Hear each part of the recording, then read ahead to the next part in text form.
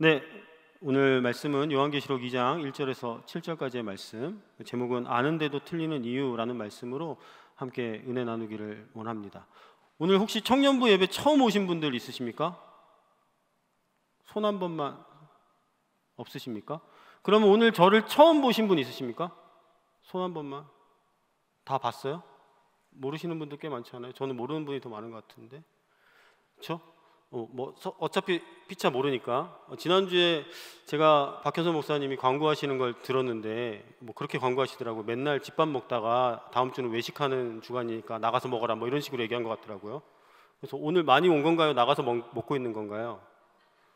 어쩐지 잘 모르겠는데 오늘 외식한다라는 마음으로 우리가 왔더라도 외식은 우리에게 정말로 큰 재미와 또한 이 음미의 맛이 있거든요. 그리고 저도 이제 외식을 주로 다녀보면 그런 생각이 들어요. 어떤 식당을 갈까를 엄청 고민하잖아요.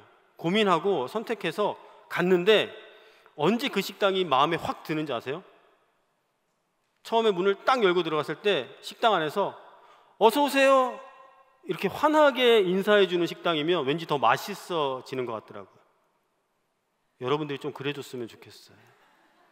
네, 외식하는 마음이니까 저가 왔으니까 그래도 평소보다는 아멘도 좀 크게 해주시고 아니 아멘이 조금 서투르신 분들은 고개라도 격렬하게 끄덕거려 주시고 아니면 이런 거라든가 추임새 그런 거로 반영을 해주시면 서로 함께 은혜 받는 시간이 되지 않을까라는 생각을 하게 됩니다. 그래서 오늘 이 말씀을 통하여서 잠시 은혜 나누는 가운데 저와 여러분들에게 임하는 하나님의 놀라운 사랑이 다시 한번 깊이 새겨지는 시간 될 수 있기를 주님의 이름으로 축복합니다.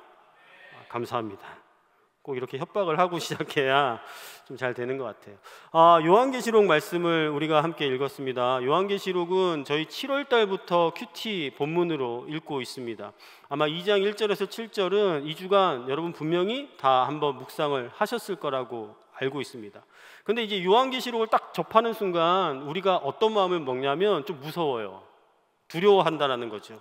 이미지가 그렇게 박혀 있지 않습니까? 그리고 요한계시록이 참 수월하게 익히는 책이 아닙니다. 교육자들도 설교할 때 이게 수월하게 막 읽혀왔으면 좋겠는데 사실 그렇지 않아요. 다른 책들은 좀 여러 번 반복해서 읽다 보면 이게 이런 내용이구나 라고 이해가 한 번에 되는데 요한계시록은 좀 복잡해요.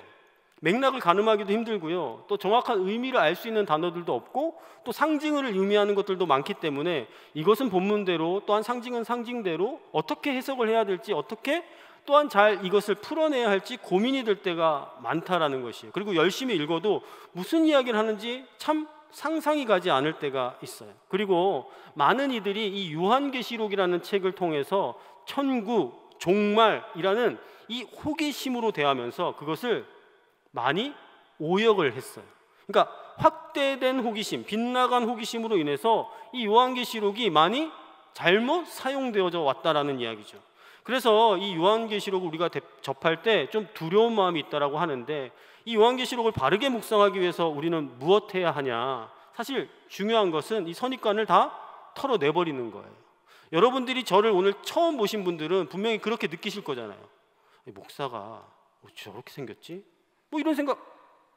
웃는 사람들은 동의하신다는 얘기예요. 근데 저를 조금 경험한 청년들은 원래 저 목사는 저래 알거든요. 근데 어쨌든 이 선입견을 털어내 버려야 이 말씀에 대한 올바른 이해가 진행되기 시작한다라는 것이죠. 오랜 세월 동안 요한계시록이 그렇게 잘못된 해석의 그림자가 덧입혀져 있었어요. 그러니까 그것을 벗어내려면 무엇 해야 될까요? 이 사람들이 가졌던 관심과 잘못 해석했던 사람들의 관심이 아니라 성경이 말하는 것이 무엇인가, 하나님이 우리에게 왜 이 책을 이렇게 어렵지만 우리에게 주셨는가를 명확하게 알 수 있는 출발이 다시 이루어져야 한다는 것이에요. 자, 그러면 우리가 이 요한계시록이란 책에 대해서 알아가야 할 필요가 있는데 우리가 오늘 읽진 않았지만 1장 1절과 2절 말씀을 함께 보시면 이렇게 기록되어 있는 걸 볼 수 있습니다. 제가 한번 읽어드릴게요. 예수 그리스도의 계시라. 이는 하나님이 그에게 주사 반드시 속히 일어날 일들을 그 종들에게 보이시려고 그의 천사를 그 종 요한에게 보내어 알게 하신 것이라. 요한은 하나님의 말씀과 예수 그리스도의 증거 곧 자기가 본 것을 다 증언하였느니라.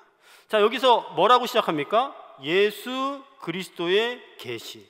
자, 성경이 성령의 감동으로 쓰여진 하나님의 책 아닙니까? 그런데 대놓고 처음부터 이렇게 이야기해요. 예수 그리스도의 계시. 다른 누군가의 이야기가 아니라 예수 그리스도께서 보여주신 것이다 라는 거예요. 계시라는 말을 풀어서 해석하면 열어서 보여주는 거거든요. 그러니까 예수 그리스도를 열어 보여주기 위해서 이 책이 주어졌다라는 거죠. 그러니까 그것이 우리에게 주어졌을 때 또한 어떻게 주어졌냐면 계속해서 읽어가면 이렇게 되어 있죠. 반드시 속히 일어날 일들을 보이시려고. 이거는 분명히 일어날 일이라는 것을 우리에게 알려주기 위해서 쓰여졌다라는 것이에요. 그런데 이 요한이 이 책을 쓰면서 단순히 미래의 상황, 앞으로 일어날 일만 기록한 것은 아닌 것 같아요. 19절 말씀도 한 절 더 있거든요. 19절 말씀도 한번 띄워주시겠습니까? 19절 말씀에는 이렇게 되어 있죠. 그러므로 내가 본 것과 지금 있는 일과 장차 될 일을 기록하라. 자, 여기 보십시오. 뭐라고 되어 있습니까? 네가 본 것, 과거이죠. 그리고 지금 있는 일, 현재죠. 장차 될 일, 미래의 모든 일들이 예수 그리스도의 계시로 요한에게 주어졌고 요한을 통하여 성령께서 기록하게 하신 것이 요한 계시록이라는 사실이에요. 그런데 환상 가운데 보았던 많은 것들이니까 이것을 글로 써 내려다 보니까 우리가 가끔은 잘 이해되지 않는 부분들이 존재할 수 있다라는 거죠.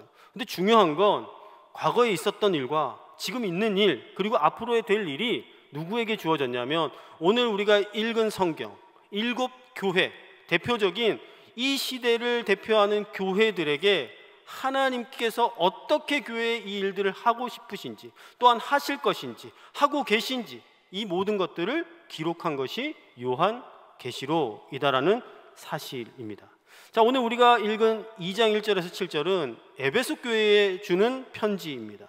에베소 교회는 지금 터키, 튀르키예라는 지역에 당시에 소아시아의 수도였던 이 터키 지역에 있었던 곳이에요. 근데 요약해서 얘기하면 이 에베소가 어떤 곳이었냐면 문화가 집중되어졌고 정치, 경제, 산업 모든 것이 발달한 또한 지식적으로도 뛰어난 사람들이 모여져 있는 곳이 에베소 교회였어요. 그리고 이 에베소 교회에 담당했던 목회자가 어떤지 아십니까?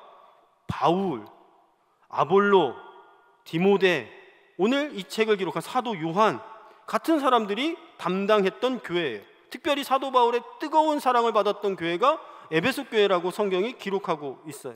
전도여행 중에 3년이나 머물면서 밤낮으로 가르쳤던 곳이 이 에베소 교회죠. 그러니까 이 에베소 교회는 스스로의 자부심이 있었어요. 그 당시에 대표적인 목회자들이 목회했던 교회이고 그리고 많은 집대성된 신학들이 가르쳐졌던 곳이고 수많은 사람들이 모여서 번성을 누렸던 곳이고 또한 그것을 통하여서 스스로 우리가 정통교회라는 자부심이 있었다라는 것이에요. 철저히 훈련받았고 철저히 부흥되었고 그리고 그것을 통하여서 많은 지역에 하나님의 놀라운 일들을 보여주는 교회가 에베소 교회라는 사실이라는 것입니다. 그런데 오늘 이 사도 요한을 통하여서 하나님은 무엇을 말씀하시는지 잠깐 보기를 원하는데 오늘 우리가 읽었던 말씀의 2절, 3절 말씀입니다. 이 한번 다 같이 읽어보실까요? 시작. 내가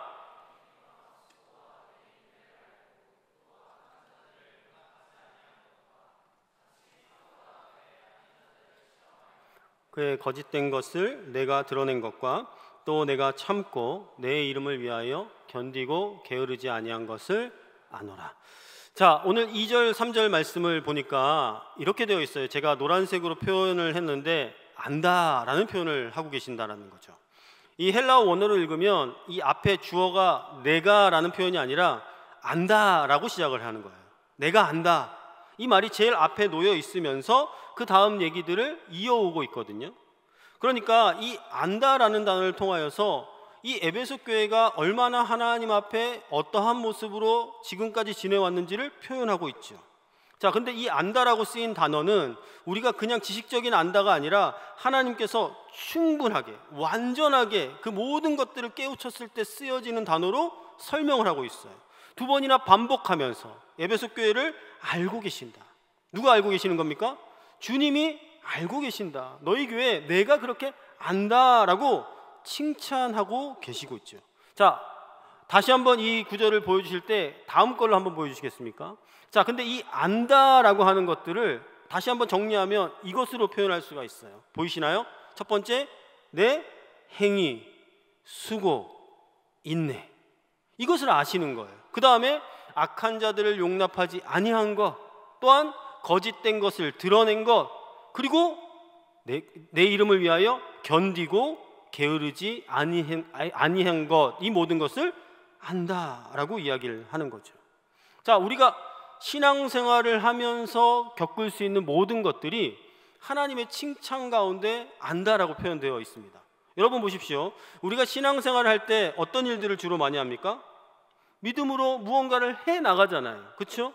그리고 또한 사랑하면서 연약한 자들을 돌보는 수고를 하죠. 그리고 재림의 소망까지 끝까지 견디어내는 인내를 해요. 근데 이것과 더불어 그들이 주도적으로 했던 것이 무엇이냐면, 하나님께서 이들을 통하여서 악한 자들을 용납하지 아니하고, 이 악한 자들은 특별히 자칭 사도라 칭하는 자들, 거짓으로 그들을 유혹하는 자들에게서 그것을 드러내게 한 것이고, 그리고 이 모든 것을 참으면서 예수 그리스도의 이름을 드러내기 위하여서 끝까지 견뎠고 게으르지 아니하게 열심히 모든 일들을 했다라는 것이에요. 저는 이 2절 3절을 읽으면서 이러한 마음이 들었어요. 아, 우리가 살아가면서 신앙생활로 해나가는 모든 것들이 여기에 다 포함되어 있구나. 여러분 그렇지 않습니까? 믿음을 가진 이유로 우리가 해야 하는 것들은 늘 이런 겁니다. 우리가 지나오면 야, 이건 해야지. 그래, 이것도 수고해야 돼. 그리고 제일 많이 해야 되는 게 뭐예요? 견뎌내는 거죠. 근데 그러면서도 우리가 놓치지 말아야 할 것이, 오늘 그들이 했던 것 중에 가장 핵심이 뭐라고 말씀드렸습니까? 악한 자들을 용납하지 않는 것, 거짓을 드러내는 것, 그것을 통하여서 견디고 게으르지 아니하고 끝까지 이 일들을 해 나갔다라는 것이에요. 왜요? 주님의 이름을 위했기 때문이죠. 그러니까 이들이 했던 모든 것들은 주님이 아시고 칭찬할 만큼 대단한 것들이었다라는 것을 알 수가 있어요. 에베소 교회가 그런 교회였다라는 것이에요. 얼마나 하나님 보시기에 아름다운 교회였느냐. 그런데 여러분, 오늘 하나님께서 요한을 통하여서 에베소 교회에 이 칭찬만 주신 게 아니죠. 그 다음 말씀을 보시면 이렇게 이야기합니다. 걱정의 말씀을 끄집어내시는데요, 4절 말씀이거든요. 4절 말씀 함께 읽어볼까요? 시작. 그러나 너를 책망할 것이 있나니 너의 처음 사랑을 버렸느니라. 자, 이렇게 표현합니다. 책망할 것이 있다. 이 책망할 것이 있다라는 말은 우리가 좀 비난, 좀 부정적인 의미로 생각할 수 있지만 원래의 뉘앙스는 그게 아닙니다. 이게 원래의 원문으로 해석을 하면 이런 거예요. 내가 너에 대해서는 이게 좀 염려돼. 그러니까 걱정하는 말투라는 거죠. 우리가 책망이라고 하면 꾸짖는 것 같잖아요. 왜 그렇게 했어? 처음부터 잘하지? 뭐 이렇게 꾸짖는 것 같은데 그게 아니라 내가 너가 염려가 돼서 그래. 이런 거에 대해서는 좀 주의했으면 좋겠어. 라는 위로의 말씀이에요. 그러니까 오늘 이 칭찬과 책망은요, 하나님 편에서는 에베소 교회에 계속 위로의 말씀으로 다가오고 있어요. 너가 이렇게 열심히 한 거 다 알아. 근데 이런 것들은 좀 더 주의하면 좋겠다라는 권면의 말씀이라는 것이에요. 근데 그 권면의 내용이 뭐죠? 처음 사랑을 버렸다 라고 이야기를 하는 거죠. 사랑이 없어졌다라는 것이에요. 이걸 원문대로 해석하면 이렇게 표현할 수 있대요. 네가 처음에 가졌던 그 사랑이 포기되었다. 무슨 말인지 이해가 가시나요? 그러니까 처음 사랑이에요. 우리가 이 처음 사랑을 떠올리면 자꾸 뭘 떠올려요? 첫사랑을 떠올려요. 자, 여러분 눈을 감아보세요. 첫사랑을 떠올려 보십시오. 옆에 짝 있는 사람 조심해서 떠올려 보세요. 기억이 나십니까? 아련합니까? 가슴이 먹먹합니까? 눈물이 납니까? 저는 잊어버린 지가 오래됐어요. 시간이 오래 지나다 보니까 옛날엔 좀 그랬던 것 같거든요. 그때 막 그랬더라면 막 이렇게 아쉬워하잖아요. 근데 시간이 지나고 결혼한 지 한 20년 지나니까 첫사랑이 언제였더라? 이제 기억 속에 가물가물해요. 그러니까 우리가 그냥 단순히 감정적으로 느끼는 사랑은 사실 그렇게 오랜 시간을 유지하지 못한다라는 사실이에요. 오늘 성경에서 이야기하는 처음 사랑은 뭘 의미하는 걸까요? 그냥 하나님과의 어떤 개인적인 감정을 이야기하는 것은 아니겠죠. 그러니까 첫사랑의 개념으로 이것을 이해하면 절대 해석할 수 없다라는 것이에요. 근데 우리가 성경을 많이 해석할 때 이 사랑이라는 단어를 우리가 국어 사전에 나타나 있는 사랑의 용법과 오해할 때가 너무나도 많아요. 아니면 등치시킬 때가 너무나도 많다라는 것이에요. 그러니까 감정적으로 표현했다가 감정적으로 상하면 그 모든 것을 저버리는 것이 우리의 실수라는 사실이에요. 사실 그렇지 않습니다. 성경에서 이야기하는 사랑의 의미는 무엇입니까? 오늘 우리가 찬양의 가사들 계속 사랑에 관한 이야기들 들었는데 거기에 다 나타나 있더라고요. 하나님이 먼저 우리를 사랑하심으로 우리도 하나님을 사랑하게 하는 것, 십자가에 죽기까지 우리를 사랑하심으로 우리를 예수 그리스도를 믿게 하신 것, 죽음에 처하고 지옥에 갈 수밖에 없는 우리를 하나님의 나라에 임하게 할 수 있도록 예수 그리스도로 말미암아 모든 것을 허락하여 주신 것이 사랑이라고 이야기를 하고, 그 명령에 따라 살아간다면 서로 사랑하는 것이 마땅하고 그 사랑을 실천하는 것이 우리 그리스도인의 사랑의 모습이라는 것이에요. 그런데 우리가 그러한 사랑의 모습을 늘상 유지하는 것은 쉽지 않다는 건 인정하죠. 처음부터 끝까지 한결같은 사랑으로 살아가면 얼마나 좋겠습니까? 그런데 그게 잘 안 된다는 것이에요. 에베소 교회도 출발은 그러했습니다. 이 온전한 사랑으로부터 시작을 한 거예요. 많은 지체들이 사랑으로 날마다 수가 더해졌어요. 공동체가 배움을 통해서 쑥쑥 자라났어요. 수많은 일들을 사랑으로 해냈어요. 가장 모범적인 교회가 되어버렸어요. 그런데 주님이 그 수고의 수많은 일들 외에도 안타까운 게 뭐냐면 그렇게 많은 일들을 하는데 뭐가 없는 거예요? 그 처음의 사랑이 더 이상 보이지 않는다라는 것이. 왜 에베소 교회에 이런 일이 일어났을까요? 어쩌다 그런 일이 일어나게 된 걸까요? 그런데 아이러니한 것은요, 그들의 사랑은요 앞에 예수님이 칭찬하셨던 모든 것 때문에 그렇게 된 거예요. 무슨 얘기냐면, 여러분 5절 말씀 한번 보시겠습니까? 5절 말씀 보면 이렇게 시작하거든요. 그러므로 어디서 떨어졌는지를 생각하고 회개하여 처음 뭘 가지라? 행위를 가지라. 자, 여기서 처음 행위와 앞에 4절의 처음 사랑은 같은 단어를 쓰고 있어요. 연결이 되어진다는 얘기예요. 처음 사랑을 잃어버린 건 다시 이야기하면 처음에 했던 너희가 했던 그 모든 행위가 처음 사랑과 맞물려 있다는 것을 의미해요. 그러니까 예수님이 그들을 칭찬하셨던 행위, 수고, 인내, 악한 자들을 용납하지 않고 거짓을 드러내고 참고 견디고 게으르지 아니했던 그 모든 것들이 사랑이 없이 이루어졌다는 거죠. 처음에는 사랑을 가지고 시작했는데 이제는 더 이상 그 사랑의 모습을 찾아볼 수 없다라는 거예요. 왜 그랬을까요? 사실 이때 이들을 시험한 수많은 이단들이 있었습니다. 특별히 영지주의자들이라고 이야기하는데, 믿음의 공동체인 교회가 이 악한 자들과 거짓 사도들과 싸워내느라 뭘 잊어버린 거예요? 가장 중요한 사랑을 놓쳐버린 거예요. 이게 뭔가 법적으로, 율법적으로, 말씀으로 옳고 그름을 분별은 해내는데 사랑이 배제가 되어버렸다는 거죠. 그래서 예수님께서 말씀하신 이 5절의 처음 행위는 뭐예요? 앞에 너희가 했던 그 모든 것들이 중요한데 그간 잘해왔는데 그것을 무엇으로 하라는 거예요? 사랑으로 하면 된다는 거죠.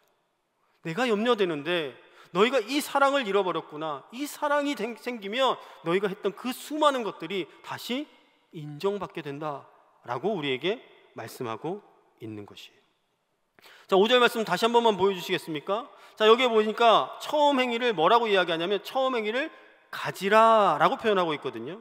자, 여기 보니까 이 가지라라는 단어는 영어로 이야기하면 do예요. do. 하라라는 이야기예요. 그러니까 첫사랑의 감정을 느끼라는 게 아니라 처음 하던 일들을 온전히 행하라는 거죠. 온전히 행하라. 제가 아까도 말씀드렸죠. 사랑은 감정적인 차원이 아니다. 삶의 태도와 연관되어 있다라는 의미입니다. 여러분, 우리가 사람과의 관계에서 사랑을 표현할 땐 감정이 훨씬 더 크게 좌우합니다. 그런데 그 사랑을 삶으로 이어가다 보면 이 감정들이 다 이어오는 것은 아니에요. 그런데 우리는 이 사랑을 늘 확인받고 싶어 하죠. 저희 집에서도 저한테 늘 확인받고 싶어 하는 한 여자가 있어요. 물을 때마다 흠칫흠칫 놀래요.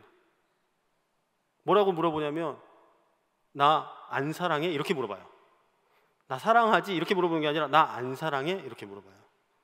그러면 이게 하는데 그 순간에는 이게 흠칫 놀랄 때가 있어요. 근데 왜 그렇게 느꼈냐라고 생각해 보면 감정을 못 느껴서가 아니고요, 내가 무언가 잘못했나? 라는 생각을 보게 되는 거죠.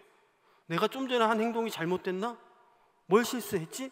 이렇게 보게 되더라고요.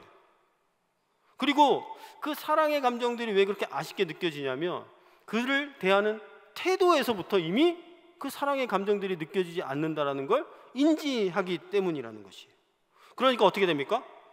사랑하는데 자꾸 싸우잖아요. 사랑하는데 시비가 붙잖아요. 사랑하는데 뭔가 자꾸 삐걱대기 시작한다라는 것이에요. 근데 이게 남녀의 관계에서는 충분히 그럴 수 있다라고 생각해요. 그러면서 그 사랑이 돈독해질 수도 있다라고 생각하는데 하나님 아버지의 개념에서 이 아가페적인 사랑으로 다가서면 좀 다르더라고요. 저도 자녀를 낳아 보니까 그 사랑의 마음들이 조금은 이해가 되는 것 같더라고요. 무슨 얘기냐면 자녀로서 부모의 사랑을 받을 땐 이게 내리사랑이라서 그냥 무조건적으로 주는 건 줄 알았거든요. 무조건적으로. 근데 제가 부모가 되어서 자녀를 사랑하려고 하니까 이게 무조건적으로 잘 안 가요. 나중에 키워보세요. 잘 안 돼요. 어릴 때는요 한없이 예뻐요. 귀여워요. 처음에 아빠 이렇게 말할 때 막 와 우리 애는 천재 같고 사랑해서 뭐 세상에서 제일 사랑스럽고 막 영원히 막 너무 막 예쁘고 막 이 감격을 주체할 수가 없어요. 근데 자라면서 말이 많아져요. 이 아빠가 아빠가 되면 그만 입 좀 다물었으면 좋겠고 빨리 잤으면 좋겠고 그만 돌아다녔으면 좋겠고 사고 좀 그만 쳤으면 좋겠고 근데도 사랑스럽거든요. 근데 더 크게 되면 어떻게 될까요? 자꾸 말대꾸를 해요. 말대답을 하고 그 더 크면 어떻게 돼요? 물어봐도 대답을 안 해요. 대화가 단절이 돼요. 뭐 그러면서 이 관계들이 계속 바뀌어가거든요. 삶이 계속 유동적으로 변화가 돼요. 그러니까 그런 상황에서 이런데도 내가 사랑을 해야 하나? 라는 생각을 할 땐 이게 쉽지 않다라고 느껴요. 내 자식인데도 불구하고. 그러니 여러분 세상에서 많은 사람들과 관계 맺을 때 이 사랑을 실천하는 게 얼마나 어려운 일일까요? 그렇지 않습니까? 얼마나 감정 소비를 하고 얼마나 여러 가지 손해를 많이 보고 수많은 희생과 섬김과 아마 오늘 이 에베소 교회가 했던 수고와 행위와 인내와 게으르지 아니하고 열심을 내고 견디는 모든 것들이 그 사랑 때문에 했던 것이라는 거예요. 근데 오늘 하나님께서 우리에게 다시 한번 이 말씀을 통해서 깨우치게 하고자 하는 것이 무엇인가 라고 생각해 보면 우리가 그 하나님의 사랑을 몰랐었구나 라는 원래의 사랑의 의미를 찾아가자라는 거죠. 자, 생각해 보세요. 처음 사랑은 뭡니까? 하나님께서 우리를 사랑하셔서 우리를 택하여 그의 아들을 보내서 우리를 살리신 사랑이에요. 맞죠? 동의하십니까? 그건 동의하셔야 돼요. 그럼 우리가 믿는 게 의미가 없어지니까.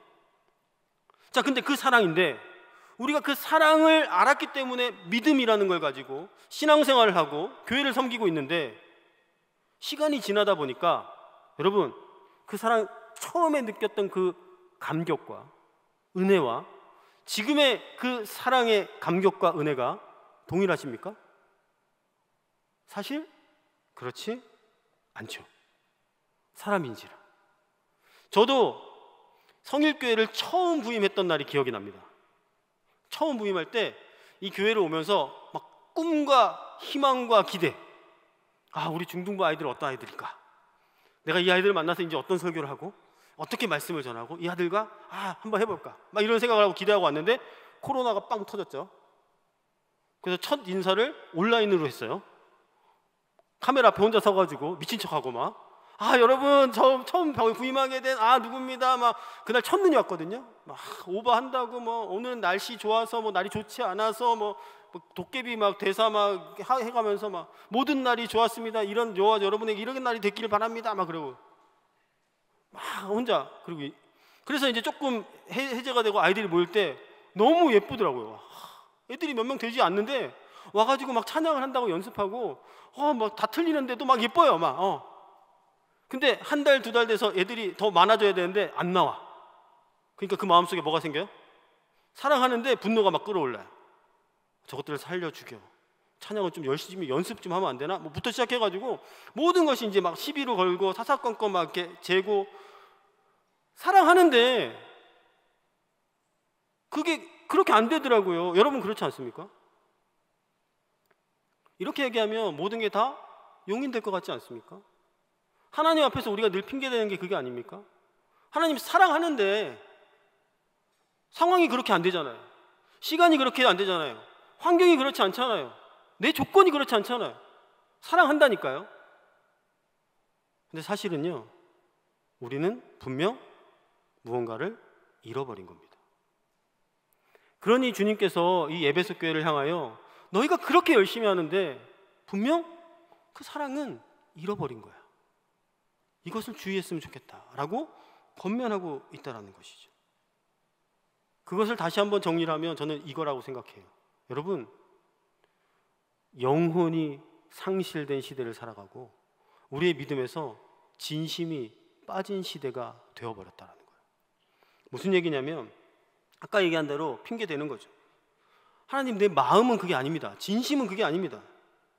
근데 이런 것들 때문에 잘 안 된다라고 핑계를 대는 거예요. 그러다 보니까 뭐가 사라져요? 처음에 사랑과 감격과 은혜는 다 사라져요. 그러니까 당연히 형식적으로, 의무적으로, 습관적으로는 하는 거죠. 그랬더니 에베소 교회에 했던 그 모든 것들에 이런 겁니다. 진심이 빠진 행위고, 진심이 빠진 수고고, 진심이 빠진 인내, 진심이 빠진 헌신, 진심이 빠진 기도, 찬송, 진심이 빠진 큐티, 진심이 빠진 말씀 나눔인 거죠. 형식적으로. 우리가 그렇게 돼버린다는 거예요. 모두 다 알고 있지 않습니까? 우리 그렇게 생각하지 않습니까? 그렇게 아는데 왜 우리 자꾸 회복되지 않을까요? 왜 아는데 우리가 자꾸 오늘 말씀 제목처럼 틀리는 일을 반복할까요? 우리가 그것을 살펴봐야 한다는 거예요. 요즘 중고생들 기말고사 시간입니다. 여러분들은 이미 다 끝나가지고 좀 마음이 홀가분하죠, 그렇죠? 저희 집에는 중고생들이 있어가지고 지금 시험 기간이라 굉장히 입 다물고 조용히 다니고 있어요. 저. 네. 신경 민감하게 하면 안 되니까. 시험 기간인데, 그리고 시험을 보면 이제 아이들에게 물어보잖아요. 오늘 시험 어땠어? 이렇게 물어봐요. 그러면 이제 꼭 못 본 애들이 뭐라고 얘기해? 오늘 좀 괜찮았어. 잘 본 것 같아. 아시죠, 여러분? 그 기분 아시죠? 그 얘기를 딱 듣는 순간 망했구나 이 생각이 들어요. 그리고 그 다음 날 와가지고 맞췄는데 뭐라 그래요? 알았는데 이거 내가 아는 건데 틀렸어. 그러니까 다 틀린 거예요. 잘 봤다고 했는데 성적이 이건 잘 본 게 아니에요. 그냥 시험지만 본 거예요. 그리고는 뭐라고 얘기하냐면 나 이거 아는 건데, 아는데 틀렸대요. 왜 그래요? 그 아는 거예요, 모르는 거예요? 대답 좀 해보세요. 여러분, 아는 거예요, 모르는 거예요? 아는데 틀렸어. 솔직히 생각해 보세요. 왜 틀려요? 방심해서, 문제를 잘못 읽어서, 긴장해서, 한 칸 밀렸어서, 이렇게 핑계들이 많잖아요. 근데 아는 건데 틀린 거잖아요. 우리가 공부를 하다 보면 그런 게 있대요. 이게 익숙한 지식이라고 하는데요, 공부를 하다 보면 이건 내가 아는 것 같아. 그리고 넘어가요. 그리고 문제를 풀다가 하나 맞아요. 그러면 더 이상 체크 안 하고 넘어가는 거예요. 그러면 사람이 뇌가 뭐라고 인식하냐면 이건 내가 아는 거야. 근데 진짜 문제를 딱 만났을 때 이것을 기억해내지 못해요. 불러오지 못해요. 풀어내지 못해요. 우리가 신앙에서 그런 오류를 범할 때가 많다는 거예요. 저는 이것이 사랑이 결여된 아는 신앙인의 모습이라고 생각을 해요. 우리 다 알아요.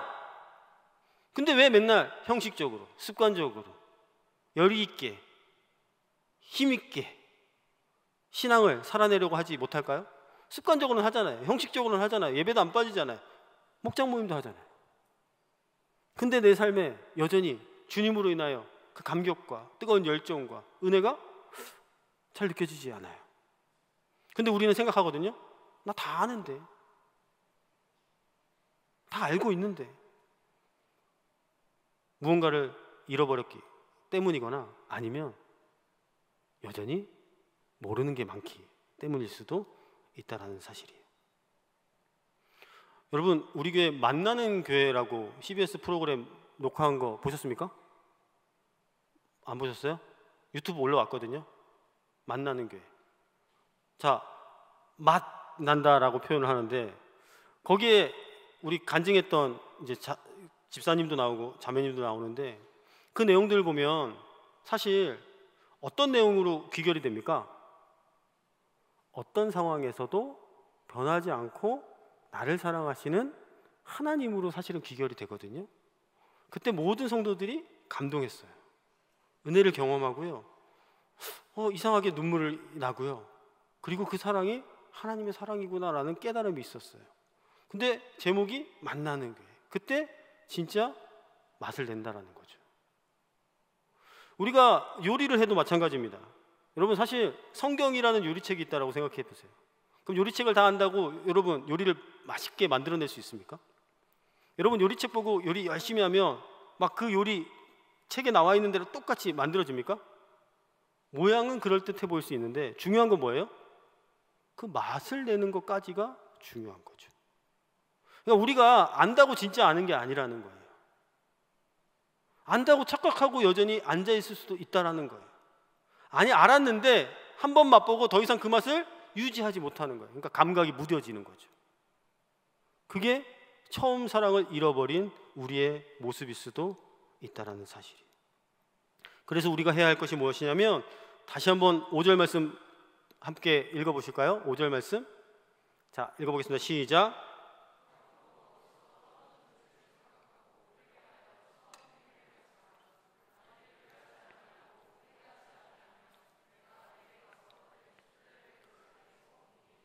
자, 성경은 명확하게 얘기합니다. 생각하고 회개하고 처음 행위를 가져라. 근데 생각하고 회개하고 처음 행위를 가지고 그 행위를 하는 거 중요한데요. 그 앞에 내용이 저는 더 필요하다고 생각했어요. 뭘 생각해요? 어디서 떨어졌는지를 생각해야 돼요. 여러분 우리가 그 처음 사랑을 어디서 떨어뜨렸는지 생각해야 된다고요. 제가 큰맘 먹고 아이들에게 핸드폰을 바꿔줬습니다. 아이폰 16 다 갖고 있는 거라면 별로 놀라진 않는데 제 딴에는 굉장히 거금을 들여서 애들 핸드폰을 바꿔주는 거예요. 네. 저도 아직 15 쓰는데 우리 애들은 16으로 바꿔줬어요. 오 하셔야죠. 근데 어느 날 연락이 왔어요. 아빠 핸드폰을 잊어버린 것 같아요. 그럼 또 사랑의 마음으로 그 아이들을 대할 수가 없죠. 마음속에서 처음 사랑을 잃어버렸잖아요. 그렇죠? 그럼 뭐라고 질문합니까? 어디서 잃어버렸는데? 잘 생각해봐. 분명 버스에서까지 들고 있었대요. 근데 버스를 내렸는데 없대요. 그럼 버스에 떨어졌겠지. 그래서 어떻게 했을까요? 버스 종점을 찾아갑니다. 버스 종점을 찾아가서 그 버스가 다시 들어올 때까지 이미 폐차하고 돌아갔기 때문에 기다렸어요. 근데 그 버스가 왔는데 있을까요? 없을까요? 없어요. 버스가 아닌가 봐. 그럼 내렸던 곳을 찾아가 볼까? 내린 정류장을 찾아서 그곳을 샅샅이 뒤지기 시작합니다. 찾았을까요? 못 찾았을까요? 못 찾았어요. 그럼 이제 화가 더 나겠죠? 잘 생각해 보라고 이제요. 막 이제 과거격파 몸짓과 함께 아이를 체근해요. 그럼 또 저희 아이는 또 순해가지고 연약해가지고 또 아빠가 조금이라도 화를 내면 애가 막 불쌍하게 막 이렇게 돼요. 그럼 또 그만 보면 애틋한데 안타까운데 어쨌든 빨리 좀 생각해봐라. 애가 타는 거예요. 근데 아무리 생각해도 찾을 수가 없어요. 그럼 어디를 가야 돼요? 경찰서를 가죠. 경찰서를 갔어요. 실제 있었던 일이에요. 파출소로 갔어요. 파출소로 가서 이렇게 접수를 하는 거예요. 접수를 이렇게 쫙 해놓습니다. 근데 여러분 신기한 기능이 있는 거 아시죠? 아이폰은 위치 추적이 됩니다. 요즘은. 근데 그때는만 해도 위치 추적이 아니라 저희가 위치 추적 어플을 깔아놨어요. 애들이 어디서 뭐 하는지 이렇게 늘 함께 하니까 하나님이 언제나 함께 하는 것처럼 이렇게 깔아놨는데 이 핸드폰이 자꾸 움직여요. 신기하죠? 근데 그 버스 종점 근처에서 움직여. 또 어떻게 했을까요? 종점 근처에 찾아갑니다. GPS에 의지해서 주변에서 서성거려요. 전화도 걸어보고 문자도 보내보고. 근데 닿지 않아요. 닿지 않아. 그래서 어떻게 했을까요? 아이폰은 아이폰 홍보하는 건 아닌데 아이폰은 이게 잠금 모드로 이렇게 잠궈버릴 수가 있어요. 여러분 아세요? 분실 모드로 잠궈버릴 수가 있어요. 근데 가족으로 연동이 되니까 제가 그걸 할 수가 있더라고요. 핸드폰을 주변에서 진짜 하루 종일 찾았어요. 그걸 못 찾겠는 거예요. 그래서 잠궈버렸어요. 뭐 계정에 들어가서 잠그고 그 앞에다가 제 번호를 넣고 주스신 분은 이쪽으로 연락해 주세요 해가지고 잠궈버렸어요. 그랬더니 신기하게 잠그자마자 한 10분 지났나? 전화가 옵니다. 그러니까 이게 주웠는지 어쨌든 어떻게 획득한 사람이 다른 마음을 품었다가 이게 잠겨버리니까 포기를 한 것 같아요. 그리고 그 종점 근처에다가 핸드폰을 올려두고 갔어요. 분명히 거길 다 뒤졌는데. 그래서 우여곡절 그때 잘 찾았다, 뭐 이런 얘기인데요. 중요한 건 여러분, 떨어졌던 그것을 찾기 위해서 우리는 핸드폰 하나도 그렇게 수없이 노력하고 수고하고 힘을 들입니다. 그렇죠? 왜요? 왜 그렇게 열심을 냈을까요? 할부가 많이 남았기 때문에, 비싼 돈을 치르고 지불했기 때문에, 그 가치가 내게 있어서 굉장히 중요하기 때문이죠. 그거 아니면 새로 사, 다시 사줄게 뭐 이러고 말 수도 있는 거잖아요. 근데 그게 내게 소중하다고 여기기 때문에, 가치 있다고 여기기 때문에, 고귀하다고 여기기 때문에 그걸 어떻게든 찾아내려고 애를 쓴다라는 거예요.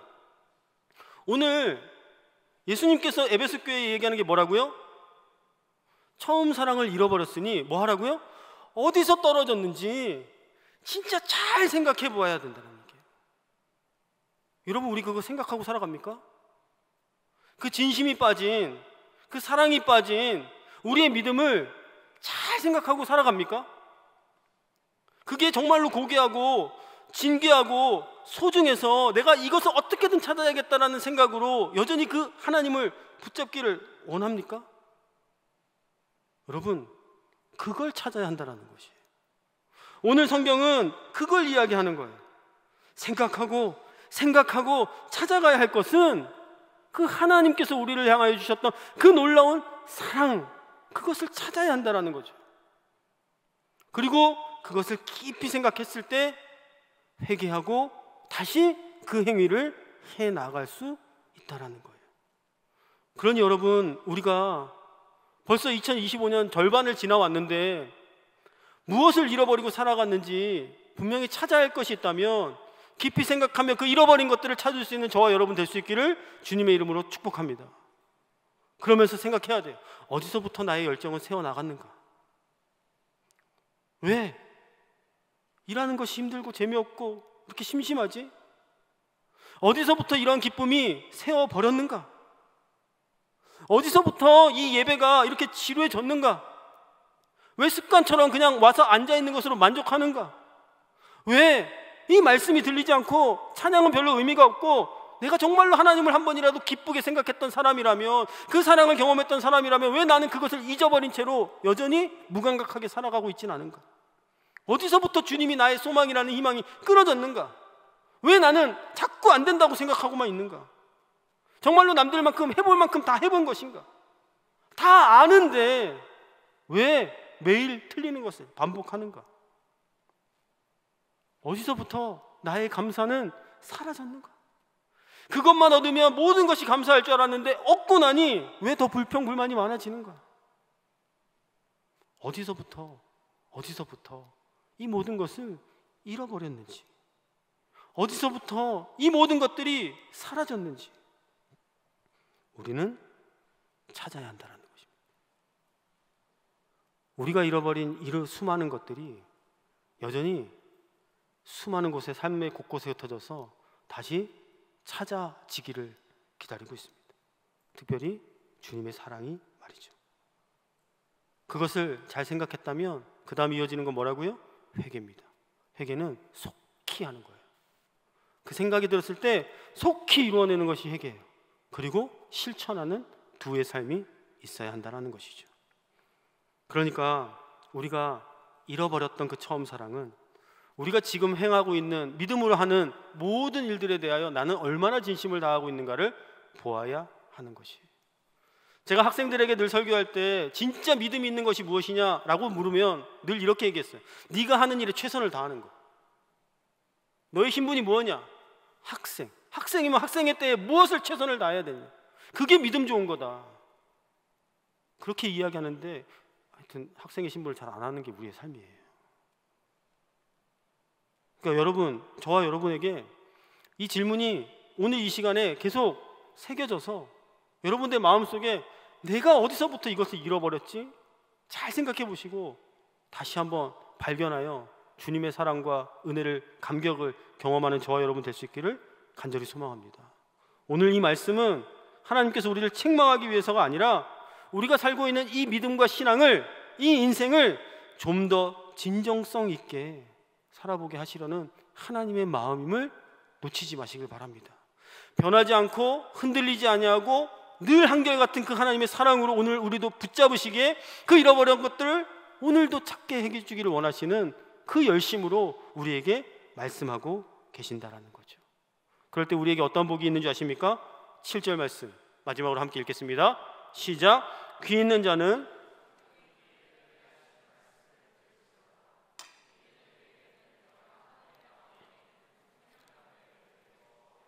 자, 여기 보시면 이기는 그라고 얘기합니다. 여러분, 우리가 틀릴 수 있어요.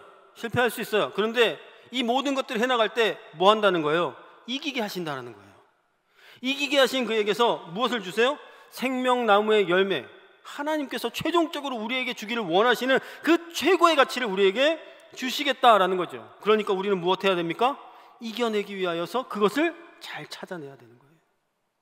장차 하늘나라에 가서만 이루는 것이 아니라 오늘 우리가 회복하는 그 처음 사랑으로 말미암아 하나님을 향한 그 진심과 진정성이 회복되어질 때 그 모든 것들이 하나님께서 이기게 하시고 약속하신 가장 소중한 것들을 우리의 삶 가운데 허락하여 주신다라는 것입니다. 여러분, 포기하고 싶을 때 있습니다. 그만하고 싶을 때 있습니다. 그러나 오늘 이 말씀을 듣고 내 마음에 조금이라도 하나님을 다시 한번 기억하고 그 사랑을 회복할 수 있다는 그 일말의 양심으로 말미암아 작은 마음이라도 샘솟기 시작한다면 그것을 붙잡으시고 주님 앞에 나아갈 때 하나님께서 여러분과 함께 하셔서 분명 이기게 하실 줄로 믿습니다. 그리고 그것으로 말미암아 이기는 여러분에게, 저와 여러분에게 하나님의 놀라운 그 사랑의 가치를 이 땅 가운데서도 맛보게 하실 줄로 믿습니다. 그래서 주님이 원하시는 것이 여전히 나에게 사랑이라는 진심을 가지고 대하는 것처럼 우리도 내가 사랑한 그 모든 것들에, 내가 사랑한 그 공동체와 일과 환경과 모든 것들에 그 진심과 사랑이 회복이 되어진다면 이기는 자로 부르시는 그 하나님을 분명 경험하게 될 것입니다. 오늘도 함께 예배하는 저와 여러분에게 주님의 그 승리를 맛보게 할 수 있는, 그 처음 사랑이 회복될 수 있는 가장 큰 기쁨과 감격을 우리가 끊임없이 경험할 수 있게 되기를 다시 한번 간절히 주님의 이름으로 축복합니다.